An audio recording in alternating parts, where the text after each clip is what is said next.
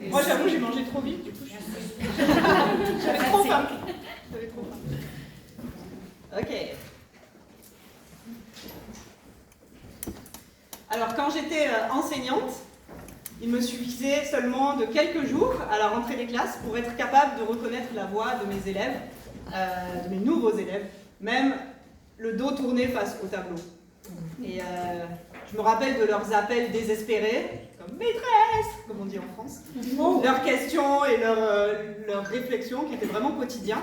Et j'avoue que parfois j'entendais même résonner leur voix quand j'étais chez moi en train de corriger leurs copies. Je pense qu'il y a beaucoup d'enseignantes dans la salle qui pourraient dire la même chose. Et puis toutes les mamans présentes ici aussi, vous pouvez confirmer que vous êtes capable de reconnaître la voix de votre bébé, de votre enfant parmi d'autres voix, et puis même à distance. Et on sait que les enfants aussi sont capables de reconnaître la voix de leur maman, même parmi d'autres mamans. Dans un article qui est tiré du magazine Science et Avenir, qui date de 2015, il y a une étude canadienne qui a été présentée lors d'un congrès international des sciences de la phonétique, qui dit que dans 99,9% des cas, 2 mots de 4 syllabes suffisent pour identifier la voix d'un proche, donc d'un ami ou d'un parent, parmi une multitude de voix entendues dans un enregistrement. Donc c'est vraiment une prouesse technique qui permet à nos capacités auditives de surpasser les machines de reconnaissance vocale et d'identifier correctement une voix, au mieux dans 92% des cas. C'est quand même assez incroyable. Donc nous reconnaissons la voix de nos proches parce que nous sommes en relation directe avec eux, ou intime, parce qu'on passe du temps avec eux. Mais pour reprendre mon expérience avec mes élèves, j'avoue que bien souvent, j'entendais leurs appels, mais je n'écoutais pas toujours leurs requêtes.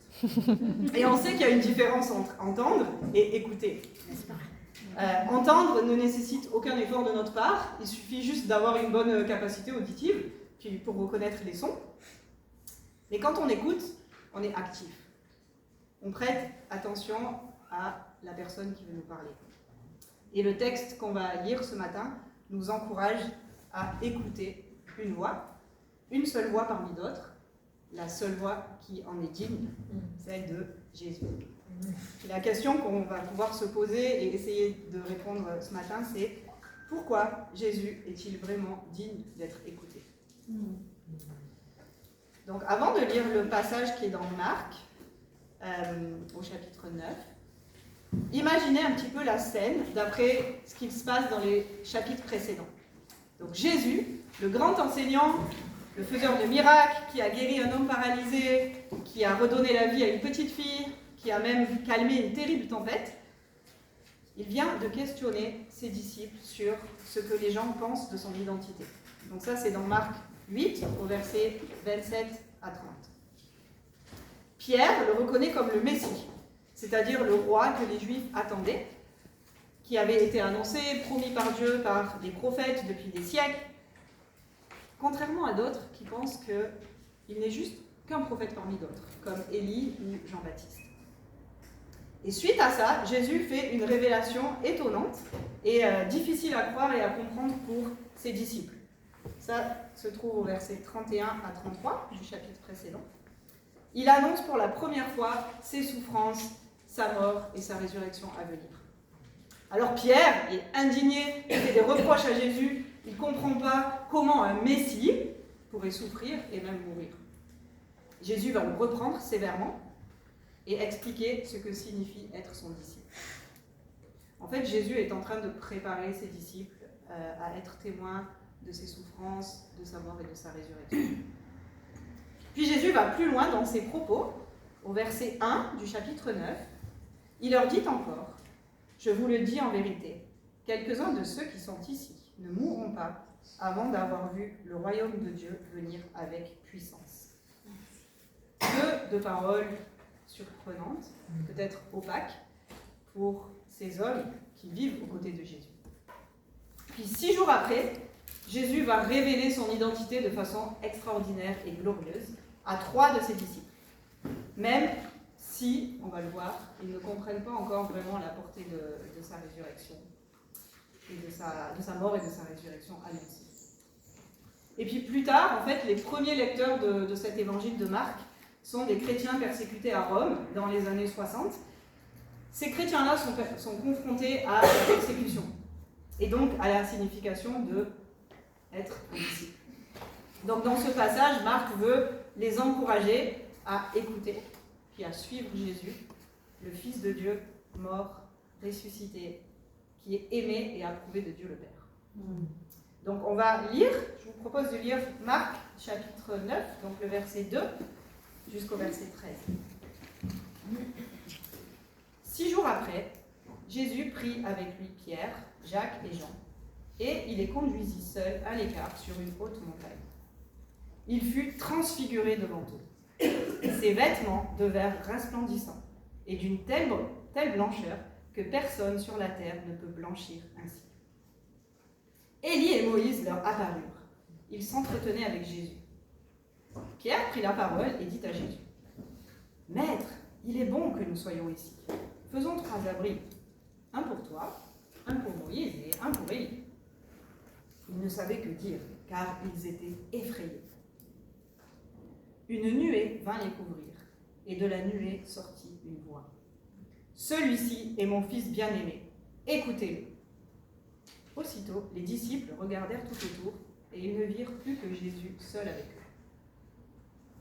Comme ils redescendaient de la montagne, Jésus leur recommanda de ne dire ce qu'ils avaient vu à personne, jusqu'à ce que le Fils de l'homme soit ressuscité. Ils retinrent cette parole, se demandant entre eux ce que signifiait ressusciter. Puis, ils lui posèrent cette question. « Pourquoi les spécialistes de la loi disent-ils qu'Élie doit venir d'abord ?» Il leur répondit, « Élie doit venir d'abord pour rétablir toutes choses. Et pourquoi est-il écrit à propos du Fils de l'homme qu'il doit souffrir beaucoup et être méprisé ? Mais je vous le dis, Élie est déjà venu, et ils l'ont traité comme ils ont voulu, conformément à ce qui est écrit à son sujet. »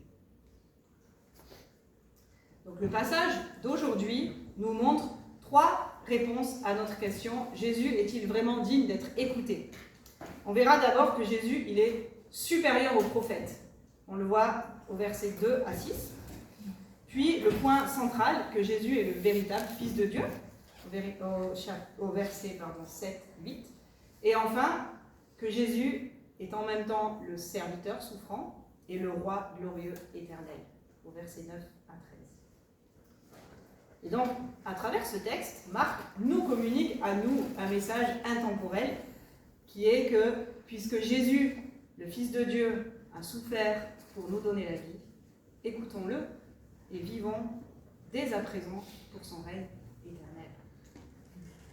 Donc on va voir d'abord Jésus supérieur aux prophètes, les versets 2 à 6.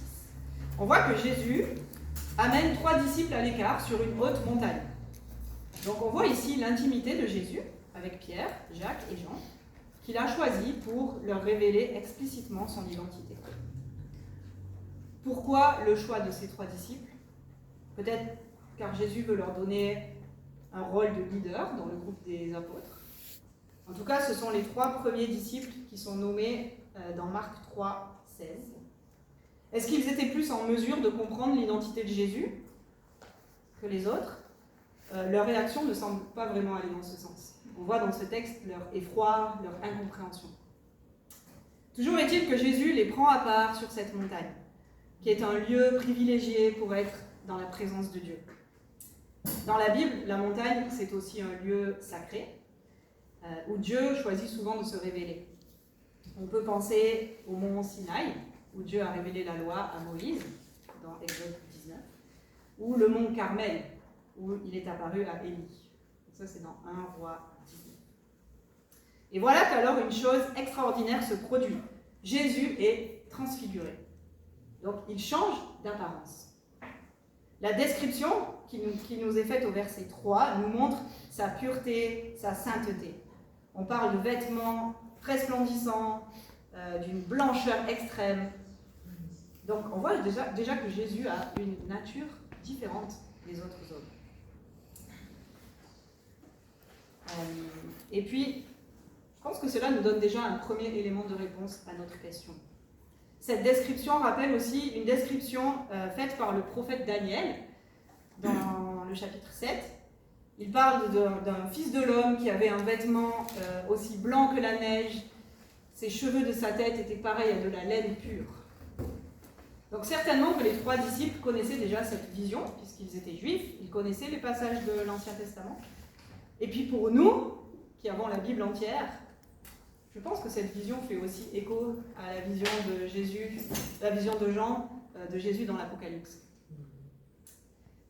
Ensuite apparaissent Moïse et Élie.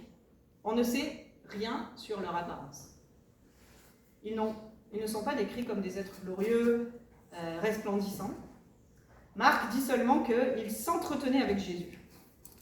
Donc si l'accent est mis sur la transfiguration de Jésus, on voit donc qu'il est différent de ces hommes et qu'il n'est pas qu'un simple prophète, comme certains le pensent, mais qu'il a une autre nature. Donc il est bien supérieur à ces 2 prophètes. Et pourtant, ces 2 prophètes étaient vraiment très hautement respectés par les Juifs. Moïse, lui, c'était le premier grand prophète pour les Juifs. Il représente la loi, l'ancienne alliance que Dieu avait donnée à son peuple, la promesse qu'il sera leur Dieu. Il est le libérateur du peuple juif, qui a permis le passage de l'esclavage à la liberté. C'est aussi celui qui a construit le tabernacle, la tente d'adoration de Dieu. Il a été le guide des Israélites. Il était en relation directe et intime avec Dieu. C'était même le médiateur entre Dieu et le peuple. Et Dieu lui a montré sa gloire de façon surprenante. Moïse a même été resplendissant de la gloire de Dieu. Ça, c'est dans Exode 33 et 34. Moïse a été vraiment choisi par Dieu pour accomplir de grandes choses. Mais pour autant, il n'était qu'un homme. Si on connaît l'histoire de Moïse, on sait qu'il a eu beaucoup de défauts, des échecs, il a tué même un Égyptien, il a manqué de foi. Mais Moïse a aussi annoncé la venue d'un grand prophète qui viendrait après lui. Il a annoncé quelqu'un de plus grand que lui en disant « c'est lui que vous devrez écouter ». Ça c'est dans Deutéronome 18, 15 à 19, pour celles qui notent. Et Élie lui aussi est un grand prophète pour les Juifs. Il a accompli beaucoup de miracles, c'était un homme attaché à Dieu, il a dénoncé l'idolâtrie, il a lutté contre les faux prophètes, il a été enlevé au ciel par Dieu, il a même été comparé à Jésus par certains Juifs. Il y avait même une prophétie qui annonçait qu'il allait revenir. Ça c'est dans Malachie 3, 23-24. Donc les Juifs étaient persuadés du retour d'Élie. C'est ce qu'on voit à la fin du texte, mais on va revenir dessus après. Donc, tout comme Dieu a montré sa gloire à Moïse, il a aussi montré sa gloire à Élie, au sommet d'une montagne, lorsqu'il a confronté les prophètes de Baal, et puis même par des signes particuliers. Donc Élie, lui, il représente l'ensemble des prophètes qui ont prédit la venue du Messie. Il avait une relation particulière avec Dieu. Comme Moïse, il était aussi le médiateur entre Dieu et les hommes. Mais lui aussi est décrit comme un homme. On connaît les faiblesses d'Élie, son découragement, ses doutes. Donc même si ces 2 prophètes avaient reçu un appel particulier de Dieu et vécu une proximité avec Dieu, ils n'étaient que des hommes. Mais ils ont tous les 2 annoncé la venue d'un prophète plus grand qu'eux. Ok, donc si comme moi, vous avez grandi dans l'église, avec un enseignement régulier à l'école du dimanche, j'imagine que des questions ont forcément jailli dans votre tête d'enfant, et peut-être même maintenant dans votre tête d'adulte. Quand on lit la suite, quand on lit le verset 4, Élie et Moïse leur apparurent, ils s'entretenaient avec Jésus. Ok. Comment est-ce possible que Moïse et Élie apparaissent? Comment est-ce possible que Pierre et probablement les autres disciples reconnaissent Moïse et Élie alors qu'ils ne les ont jamais vus? Il y a quand même quelque chose d'extraordinaire à ça. Est-ce que ça veut dire que dans l'éternité, on va tous se reconnaître sans avoir besoin de porter des badges? Peut-être. Et puis, comment Moïse et Élie peuvent-ils connaître Jésus? Comment est-ce possible que Jésus parle avec eux? Bon, je vous rassure, je n'ai pas les réponses. Mais on voit qu'ils se connaissent. Leur relation est vraiment extraordinaire. Ils ont l'air comme des amis. Mais ils sont morts et Jésus est vivant. Et pourtant, on n'est pas dans un film de science-fiction où on peut avancer ou remonter dans le temps. Il y a bien une dimension surnaturelle à cette rencontre. Mais je pense que ça nous en apprend un peu plus sur la nature de Jésus. Parce que s'il est le Messie, rien ne lui est impossible. Et s'il est le Messie, comme Pierre l'a affirmé au chapitre précédent, cela implique qu'il n'est pas qu'un homme, mais qu'il est bien plus que ça. Et puis, chose intéressante aussi, c'est que Marc ne précise pas leur sujet de conversation. Il dit juste qu'ils s'entretenaient avec Jésus. Donc, s'il ne s'y attarde pas, certainement qu'il veut mettre l'emphase sur autre chose. L'important n'est pas leur sujet de conversation, mais plutôt qui est Jésus. Qui il est par rapport à ces deux prophètes. Puis on voit que Pierre est tellement effrayé qu'il ne sait plus quoi dire. Sa réaction est un peu étonnante déjà, parce qu'il reconnaît Moïse et Élie, puis aussi compréhensible. Il veut rester dans ce moment unique, il veut dresser des tentes, comme rester dans une proximité avec Jésus et les deux autres prophètes. Mais sa réaction est un peu confuse aussi. On ne comprend pas trop pourquoi il veut dresser des tabernacles. Est-ce qu'il met Jésus au même point que les deux autres prophètes? Est-ce qu'il n'a pas vraiment compris qui est Jésus? Il veut rester avec les trois personnes, mais il n'a pas vraiment compris la personne de Christ. Et puis, surtout, pourquoi Marc a pris le temps d'écrire les paroles de Pierre, qui semblent complètement inappropriées, et pas les paroles de Jésus avec Moïse et Élie, qui doivent être beaucoup plus intéressantes. Alors, on sait que Marc était un proche de Pierre. Il s'est basé sur le témoignage de Pierre pour écrire son évangile. D'après le commentaire de Dominique Angers, il dit que Pierre a peut-être lui-même dressé ce portrait peu flatteur de sa personne, étant désormais transformé par sa rencontre avec le ressuscité et sa réception de l'Esprit Saint. Et on voit effectivement que entre le chapitre 8 et 9, Pierre prend la parole à 3 reprises, et à chaque fois, il reconnaît Jésus comme le Messie, mais il n'a pas vraiment compris ce que ça signifie ultimement. Ok, mettons-nous un moment à la place des disciples présents. Comment aurions-nous réagi face à cette révélation glorieuse? N'est-ce pas aussi difficile à percevoir et à comprendre pour nous que pour les 3 disciples présents? Alors, c'est vrai que pour nous qui vivons après ces événements, après la mort et la résurrection de Jésus, cela doit nous encourager à voir Jésus comme celui qui est supérieur à tous les prophètes, celui qui est unique, celui qui a accompli la loi et les prophètes. Pourquoi? Eh bien parce que la voix de Dieu lui-même va venir confirmer l'identité de Jésus. C'est ce qu'on voit par la suite. Jésus est le véritable Fils de Dieu. Je vais relire les versets 7 et 8. Une nuée vint les couvrir, et de la nuée sortit une voix. Celui-ci est mon Fils bien-aimé, écoutez-le. Aussitôt, les disciples regardèrent tout autour, et ils ne virent plus que Jésus seul avec eux. L'apparition de la nuée montre la présence de Dieu. Elle enveloppe les personnages présents comme une protection, comme une bulle d'intimité. Un message va être révélé. Dieu parle. Et puis cette nuée nous rappelle aussi une autre nuée. Dans l'Ancien Testament, Dieu s'est révélé à plusieurs reprises par la nuée, et notamment avec Moïse, lors de la révélation de la loi, où le peuple était aussi effrayé, lors de l'engagement du peuple dans l'alliance, lors de la conduite du peuple, et même sur le tabernacle. Donc, cette nuée est un signe de la présence de Dieu, qui veut se révéler, qui veut délivrer un message de très haute importance, qui demande une attention et une écoute particulière. Que dit Dieu? Celui-ci est mon Fils bien-aimé, écoutez-le. Lors du baptême de Jésus, au chapitre 1 de Marc, Dieu a prononcé des paroles semblables. Il a dit « Tu es mon Fils bien-aimé, tu as toute mon approbation ».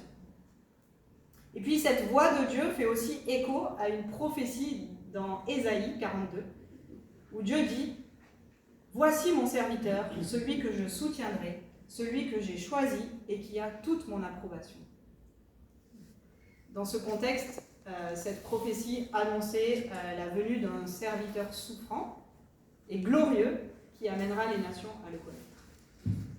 Mais ici, on entre dans une étape supérieure, puisque Dieu désigne Jésus comme son Fils, en précisant celui-ci, et pas les prophètes. Donc Marc met vraiment en avant le fait que Jésus est le prophète annoncé par Moïse. Jésus est clairement désigné comme l'unique Fils de Dieu, l'unique qu'il faut écouter. Et pour preuve, les prophètes disparaissent, laissant la place à Jésus seul. Donc en fait, Moïse et Élie ont accompli leur mission passée. Ils ont été témoins de la gloire de Dieu et ils cèdent la place à Jésus, tout en participant au royaume avec lui. Donc Jésus a tout accompli. Il est plus qu'un prophète, il est Dieu. Cette révélation anticipe l'œuvre de Jésus à venir, puisque comme il a annoncé, il va souffrir, il va donner sa vie en sacrifice pour racheter les hommes perdus loin de la présence de Dieu. Et lui seul peut le faire, car lui seul est le Fils approuvé de Dieu. Ce ne sont pas les prophètes, représentés par Élie, ce n'est pas par la loi, par des œuvres, par des actions, représentés par Moïse. Mais c'est vraiment Jésus seul qui a l'autorité suprême. Et pour nous, nous qui sommes héritières du témoignage des apôtres, c'est un appel à l'écouter, lui seul. Cet appel est toujours valable pour nous, au XXIe siècle. Donc comment pouvons-nous écouter Jésus? Comment reconnaître sa voix? Comment ne pas se perdre en écoutant d'autres voix? Dans notre monde, il est facile d'entendre des tas de voix. J'ai fait une petite liste des voix qu'on pourrait entendre dans notre monde, qui viennent du monde, qui viennent du diable, qui viennent de notre propre cœur. Puis, ce que Dieu répond à ça. Et on pourrait continuer la liste jusqu'à ce soir, mais juste quelques exemples. Que dit le monde? Écoute ton cœur, écoute tes rêves, écoute-toi, tu auras une vie meilleure, tu te sentiras bien, tu seras approuvé des autres. C'est la promesse de bien-être, d'épanouissement personnel. C'est un peu Walt Disney. Tout n'est pas mauvais, mais Dieu dit, écoute-moi, c'est moi qui donne la vie en abondance. Une autre voix, tu as en toi toutes les ressources pour réussir. Tu es forte, tu es capable. Le succès dépend de tes efforts. Tu seras approuvé par les autres. Amasse du succès, amasse de la richesse, tu seras heureuse. Dieu dit, non, tu es perdu sans moi. Je suis le bon berger. Je suis la lumière du monde. Une autre voix, sois forte devant les épreuves de la vie. Dieu dit, je suis ton réconfort, ta force. J'essuierai toutes les larmes de tes yeux. Une autre voix, tu peux choisir d'être le maître de ton destin. Dieu dit, reconnais tes faiblesses, reconnais tes péchés. Je veux te sauver de la mort éternelle. Tu as besoin de moi. Une autre voix, écoute toutes les voix qui peuvent te faire du bien. Donc, tout ce qui est pluralisme, nouvel âge. Jésus dit, je suis le seul chemin, la vérité et la vie. Une autre voix, ne te soumets à personne, la liberté c'est la vie. Ni Dieu, ni maître. Jésus dit, la vraie liberté se trouve en moi.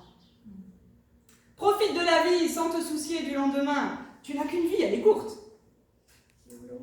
Dieu dit, accepte ce cadeau de ma grâce et de mon pardon. Deviens mon frère. Une autre voix, fais des bonnes œuvres, des bonnes actions pour espérer avoir la faveur de Dieu. On entend ça dans d'autres religions, mais on entend ça aussi parfois dans nos milieux. Comme, va à l'église, fais ceci, fais cela, peut-être que tu auras une meilleure approbation des autres frères et des autres sœurs de l'église. Il y a du bon, bien sûr, mais Jésus dit, tu n'as rien à faire, j'ai déjà tout accompli par grâce. Une voix de notre cœur dans le désespoir des fois de nos journées, il n'y a plus d'espoir. Mais Jésus est l'espoir, et il dit, personne ne peut t'arracher de ma main, je suis avec toi tous les jours. On pourrait continuer cette liste, mais quel contraste! Des voix qui mènent toutes à la mort, et la voix qui mène à la vie. Écouter Jésus, la parole de Dieu, c'est apprendre à le connaître, entretenir une relation avec lui, lire, méditer sa parole, lui parler par la prière, laisser son esprit nous transformer jour après jour. Rappelez-vous, écouter est bien plus engageant que le simple fait d'entendre. Et l'écoute entraîne l'obéissance.